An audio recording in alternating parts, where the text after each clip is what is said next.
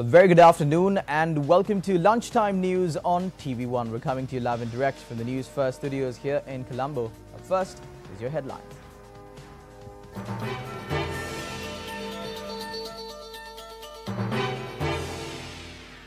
United States to provide $480 million grant to Sri Lanka for several development projects. IP Nirmal Rangajeeva granted bail. Mother and two daughters killed in Pothuil accident. Salaries of doctors and nurses who failed to report to hospitals following transfers suspended.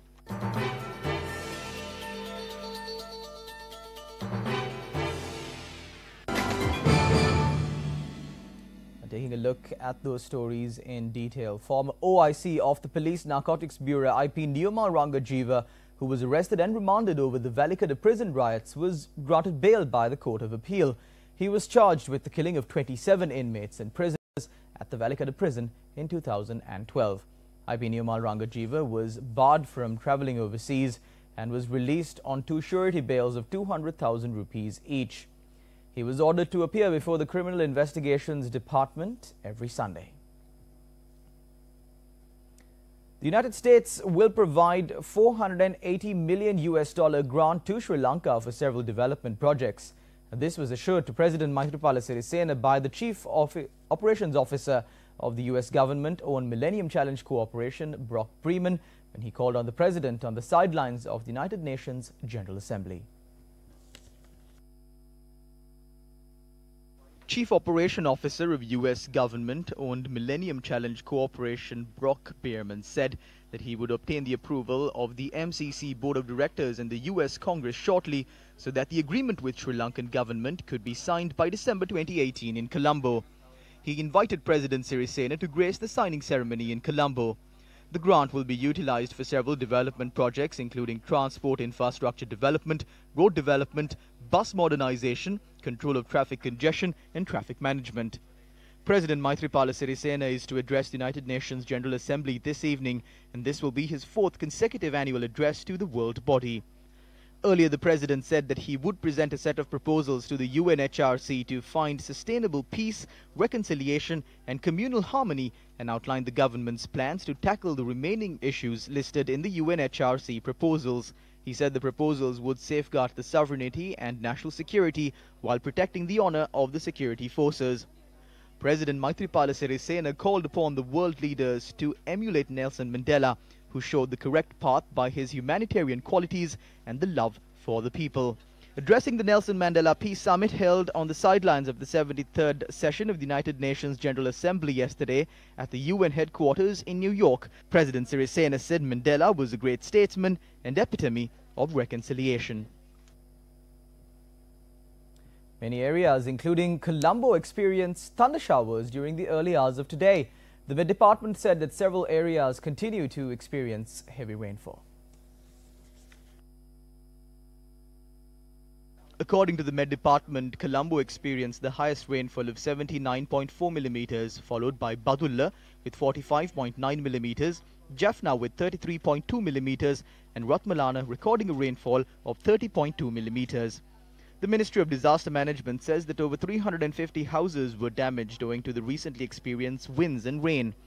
According to the Ministry Secretary, Engineer Sisira Kumara, steps have been taken to present a sum of 10,000 rupees as an advance payment for all damaged houses from today. The Met Department said that there may be temporarily localized strong winds during thunder showers and advised the general public to take adequate precautions to minimize damages caused by lightning. The Met Department also said that rainfall exceeding 100 millimeters can be experienced in the Uva, Sabaragamuwa, southern and central provinces, while showers or thunder showers can be experienced in Colombo, Kalutara, Galle and Matara. According to the Director of the Department of Meteorology, Atula Karunanayaka, many parts of the island will experience rainfall exceeding 100 millimeters today.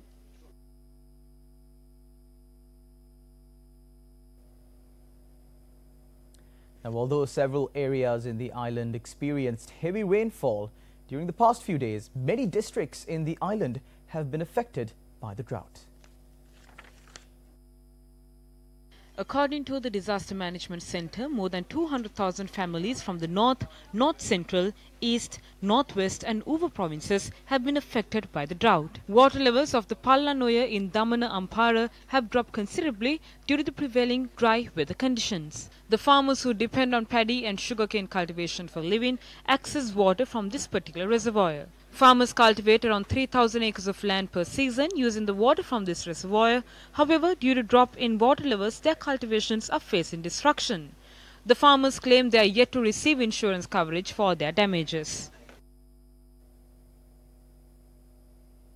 Minister of Health Dr. Rajat Senaratne has informed the Health Secretary PBS Gunatilaka to halt the payment of salaries to doctors and nurses who have been transferred and have failed to report to work. The Health Ministry said that the subject minister has also instructed for disciplinary measures to be taken against hospital directors who fail to release their transferred employees. The ministry added that attention has been drawn towards halting the funding of hospitals and awarding promotions of directors who fail to release their transferred employees. Now, in some tragic news, this afternoon, a mother and two daughters were killed in an accident in Akkarepattu, Pothuwil last night. The accident took place around 7 last night near a bridge in the area. Police said the accident had occurred when a woman was travelling in a car with her 3 children from Akkarepattu to Pothuwil. The victims were rushed to the Pothuwil hospital and the mother and 2 daughters succumbed to their injuries. The deceased were 34, 12 and 6 years old. They are residents of Pothuwil. The injured were transferred to the Batiklo hospital and an individual was arrested. 3 people were injured in an accident in Ambalantota along the Matara Kataragama main road. Police said that a cab which was travelling from Ambalantota to Hambantota collided onto a 3-wheeler.